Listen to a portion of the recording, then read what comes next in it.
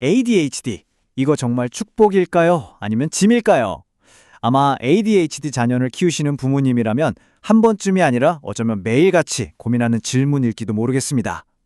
오늘 우리 같이 이 질문의 핵심으로 한번 깊숙이 들어가 보려고 해요. 함께 그 답을 찾아가 보시죠. 바로 이 말 한마디가 오늘 이야기의 핵심을 꿰뚫는 것 같아요. ADHD 아들을 둔 한 어머님이 하신 말씀인데요. 때로는 다 잘 될 거야, 그건 축복이야 같은 긍정적인 말이요, 오히려 매일 겪는 현실의 어려움을 외면하는 것처럼 들려서 더 큰 상처가 될 때가 있잖아요. 바로 그런 마음이 고스란히 담겨 있는 거죠. 그래서 보면요, ADHD를 둘러싼 시각이 정말 극과 극으로 나뉘는 것 같습니다. 한쪽에서는 아니다, 그건 특별한 재능이다, 심지어 사냥꾼의 유전자다, 이렇게 긍정적으로 보려고 하죠. 그런데 또 다른 한쪽에서는 매일매일 아이와 씨름하면서 겪는 그 현실적인 어려움, 그 고충을 이야기합니다. 정말 완전히 다른 두 개의 세상 이야기 같지 않으세요? 자, 그럼 진짜 도움이 되는 길을 찾으려면 뭘 먼저 해야 할까요? 바로 우리가 흔히 가지고 있는 몇 가지 오해들부터 좀 짚고 넘어가야 합니다. 이게 다 좋은 마음에서 시작된 이야기들인데 때로는 오히려 아이를 돕는 데 걸림돌이 될 수도 있거든요. 첫 번째 오해, 바로 이겁니다. ADHD 아이들은 원래 창의적이잖아. 정말 많이들 이렇게 생각하시죠? 그런데 로버트 브룩스 박사님은 아주 단호하게 이야기해요. ADHD 아이들이 다른 아이들보다 창의성이 더 뛰어나다는 과학적 연구를 단 한 편도 본 적이 없다고요. 그러니까 이게 무슨 말이냐면 ADHD랑 창의성이 직접적으로 연결된다는 과학적인 근거는 아직 없다는 거예요. 그럼 성공한 사람들은 뭐죠? 하고 궁금하실 수 있어요. 중요한 포인트는 이거예요. 그 성공이 ADHD 때문에 온 게 아니라는 겁니다. 오히려 ADHD라는 어려움에도 불구하고 본인이 정말 열심히 노력하고 또 주변에서 든든하게 지원해줬기 때문에 가능했다는 거죠. 장애물 덕분에 더 빨리 달린 게 아니라는 이야기입니다. 자, 두 번째 오해로 가볼게요. 이건 약간 책임을 어른에게 돌리는 듯한 시각이에요. ADHD는 원래 축복인데 어른들이 그걸 못 알아보고 못 끌어내주는 거다, 이런 생각이죠. 마치 아이 안에 보물이 숨겨져 있는데 어른이 그 보물 지도를 잃어버렸다고 말하는 것 같아요. 그런데 여기서 관점을 확 바꿔야 합니다. 중요한 건 ADHD라서 특별한 재능이 있을 거라고 기대하는 게 아니에요. 그게 아니라 진단명과 상관없이 모든 아이들은 각자 잘하는 게 있다는 사실을 믿는 겁니다.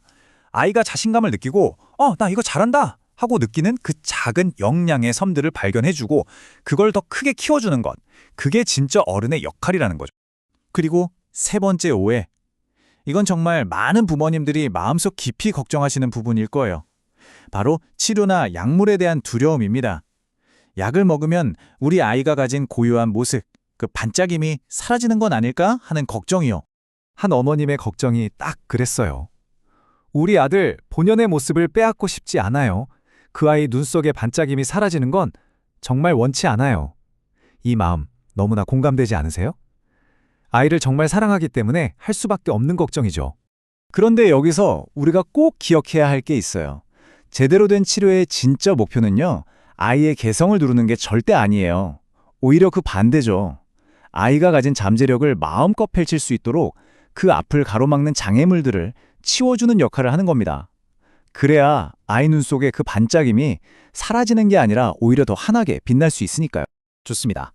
그럼 이제 이런 오해들을 좀 걷어내고 진짜로 아이의 강점에 집중하는 방법, 그 실질적인 접근법으로 넘어가 보겠습니다.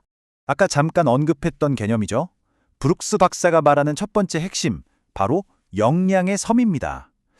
이게 뭐냐면요, 아이의 부족한 점, 단점을 고치려고 애쓰는 데서 시선을 돌려서 아이가 이미 잘하고 있는 것, 자신감을 느끼는 그 영역에 집중하자는 거예요.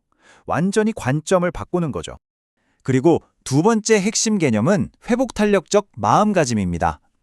말이 조금 어려울 수 있는데 쉽게 말해 넘어져도 다시 일어날 수 있는 마음의 힘이에요.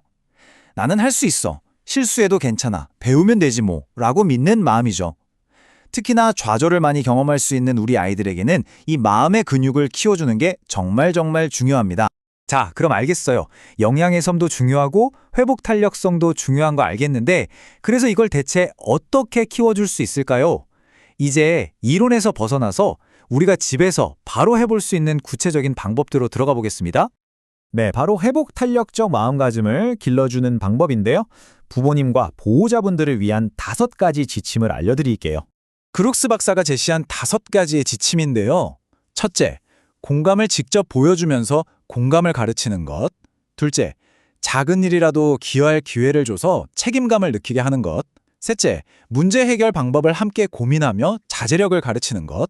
넷째, 정말 진심을 담아서 격려하고 피드백을 해주는 것. 그리고 마지막 5째, 실수를 혼내는 게 아니라 배움의 기회로 만들어주는 겁니다. 이 5가지가 아이의 마음속에 회복 탄력성과 자존감의 단단한 뿌리를 내리게 해주는 거죠. 자, 이제 거의 다 왔습니다. 우리가 맨 처음에 던졌던 질문 기억나시죠? ADHD는 축복인가? 짐인가?